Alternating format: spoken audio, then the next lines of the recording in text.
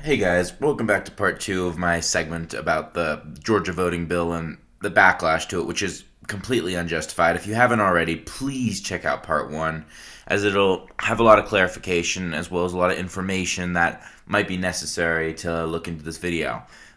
The link will be on the top of the screen and it'll also be in the description below, so feel free to check it out. And if you already have, thank you, and let's get into this. Mr. President, what do you think about the possibility that baseball decides to move their All-Star game out of Atlanta because of this political issue? I think today's professional athletes are acting incredibly responsibly. I would strongly support them doing that. So first of all, I actually appreciate the clarification from the interviewer of Joe Biden here, as many people say this isn't a political issue. This absolutely is a political issue. The fact of the matter is this law is not radical.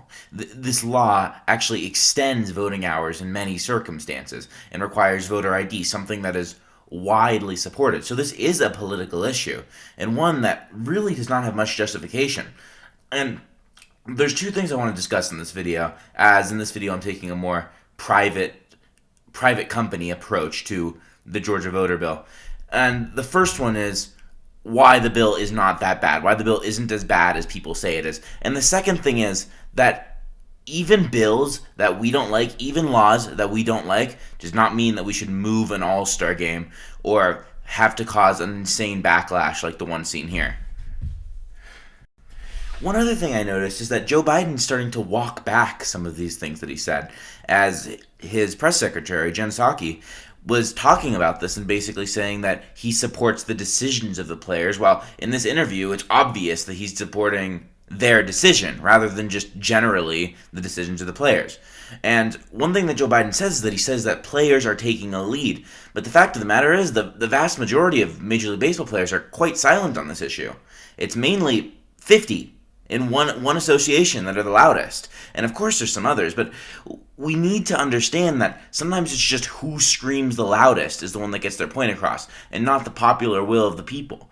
And the fact of the matter is people are quite split on this issue. People are quite split on whether we should move the All-Star game. But here's my thing. Even if this bill was a bad bill, which it's not radical, that does not mean that just because we don't like the law of a certain state that we should decentivize and hurt the small businesses and people that aren't even affiliated with the law at all, more than the state itself. His press secretary came back and saying he was not dictating what Major League Baseball players should do. But the fact of the matter is he was. You just saw the clip. He absolutely was. He was supporting their decision to move the All-Star game. He said that they absolutely should. He was emphatic about it. And the fact of the matter is, Joe Biden is going back and forth on this issue, possibly for political ramifications. This really can hurt the state of Georgia. This isn't just the All-Star game. This is the draft. This is hundreds of millions of dollars lost for the people of Georgia, a state which just flipped 2 Democratic senators but is still predominantly red. So we need to look at this from a more pragmatic and political point of view. Why would Joe Biden walk this back? Maybe it's because this law is maybe it's because this decision is unpopular, and that the things that Joe Biden is doing and the rhetoric that he's spewing could possibly have severe ramifications for 2022 and 2024. His press secretary came back and saying he was not dictating what Major League Baseball players should do. But the fact of the matter is he was. You just saw the clip. He absolutely was. He was supporting their decision to move the All-Star game. He said that they absolutely should. He was emphatic about it. And the fact of the matter is, Joe Biden is going back and forth on this issue, possibly for political ramifications. This really can hurt the state of Georgia. This isn't just the All-Star game. This is the draft. This is hundreds of millions of dollars lost for the people of Georgia, a state which just flipped 2 Democratic senators but is still predominantly red. So we need to look at this from a more pragmatic and political point of view. Why would Joe Biden walk this back? Maybe it's because this law is maybe it's because this decision is unpopular, and that the things that Joe Biden is doing and the rhetoric that he's spewing could possibly have severe ramifications for 2022 and 2024. Part of this issue stems from the fact that Democrats and some politicians are saying that it's racist to have voter ID laws. Because supposedly it's harder to get black people to get an ID, which I find that statement to be racist in itself, as anyone's able to get an ID. It's not that hard. But what's amazing to me is that if you go to a will call, listen to this, if you go to a will call at an MLB stadium and you want to pick up tickets, you can't just say your name. You can't just say, I'm John Smith, and go pick up your tickets. It doesn't work like that. Because they need to verify your identity. Ironic, right? They need to verify your identity. And the fact of the matter is that's a good thing. We should verify people's identity. We don't want to get our tickets stolen. We don't want malfeasance to be happening. We need to know what's going on. Another complaint was that the voting hours could be changed so it wouldn't close at 7. And Joe Biden basically said, oh, right when people get off work, the polls will close, which, by the way, isn't even true. On Election Day, the voting the voting hours don't even change on Election Day. But in early voting, you can have a more loose definition of a business day. Fact of the matter is, if we're going to go to the MLB, I don't know about each respective team, but I know that the San Francisco Giants, their offices are open 9 to 5, Monday through Friday, right when people are supposedly getting on and off work. So the fact of the matter is, maybe the MLB's policies are racist to black people if voter ID laws are. And that's not... And there's not that much of a difference there. Seriously. You need an ID and you need certain hours. So why would that not be racist? But voter ID laws would. It's in direct contradiction to one another. And I don't understand how any of this is going on and how people aren't seeing the hypocrisy in this. And by the way, to anyone listening, if you like watching baseball, if you like drinking Coke, if you like, for some reason, flying Delta Airlines, boycotts often don't work, and boycotting it, you can do it if you want. I kind of feel sick watching Major League Baseball right now, which sucks as a avid baseball player and baseball fan. But if you want to do it, go for it. Don't feel bad about it. We just need to understand what these companies are doing and how what they're saying actually impacts policy and impacts division in this country. The fact of the matter is, this country is getting more divided, and we need to find ways to help alleviate that and fix that. And we need unifiers in this country. We need unifiers. We need places where it doesn't matter if you're white, you're black, doesn't matter who you are. You can come to a game, you can do something, and you can hang out, and you can be Americans, and you can be humans around each other. This is so important, and this is something that we don't get enough of in society. And the problem is, it feels like that every single year, every single month, even now every single week, it feels like that these opportunities are going down and down and down, and we need to find ways as people to sometimes separate ourselves from politics and just talk to each other and be with each other.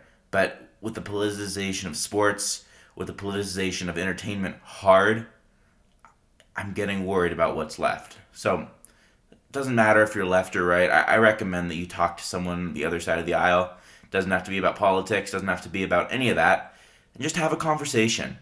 Just know that, just share a mutual humanity for one another. A lot of people I know, a lot of people who I've talked to growing up in California have never talked to conservatives and have never had conversations with conservatives. Some people say they would not even ever be friends with a conservative. That's one of the scariest things to me. We need to understand that no matter how different we are, we need to be able to somehow come together, at least in certain things. Sometimes it's impossible. I get that. But we need to work even harder. A national identity is important. And we can work on helping change or fix that national identity and working together on that. But we need to understand and recognize each other's humanity. And we need to start from there. And that's what I'm worrying about with MLB getting politicized, with the NBA and any other sports league you can think of getting politicized. We need to work on fixing that. We need to create baseball as some way for people just to talk and enjoy and separate themselves from politics. And this is incredibly important and something that I'm very worried about as the fusion becomes infinitely more. Hey, sorry for ending that video on a little bit of a down note, but this is something that genuinely worries me. I've lost friends over this. I've gotten physical and mental threats for being a conservative in California, and that's something that should never happen, no matter what side of the aisle you're on. We all need to preserve a sense of a national identity. We don't have to always agree on anything, but we always have to preserve that. This country's a fundamentally good country. There's a reason why we've been around since 1776 and have prospered into the country that we are today. We are leading in medical technologies. We have an extremely strong economy, especially before COVID.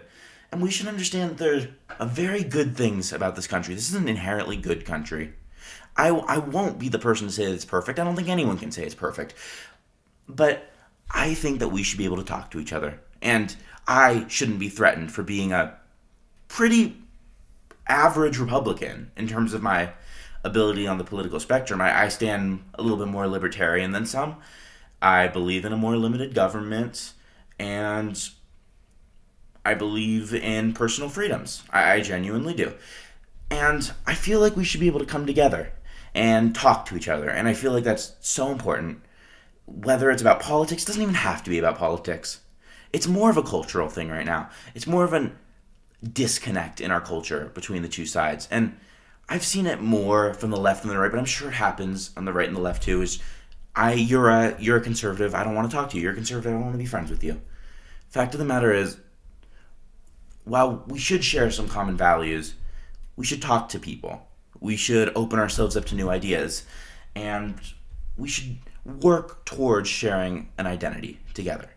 And we should work towards understanding each other's individualism and personal freedoms and working to create a better country.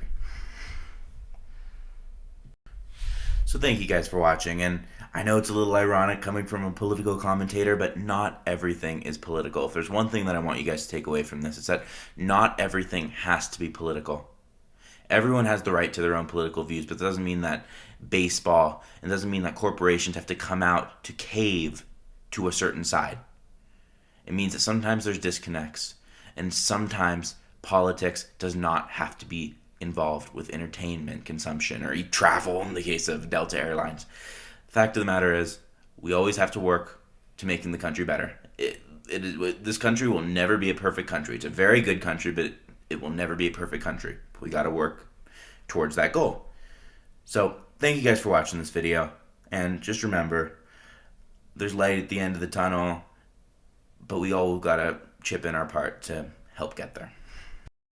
Also, one final thing I'm interested in, let's take bets on this. Do you think that Commissioner Manfred will drop his Augusta Golf membership? Do you? I genuinely don't. I think he'll be a little bit hypocritical about this and being politically expedient, but we'll see. We'll see.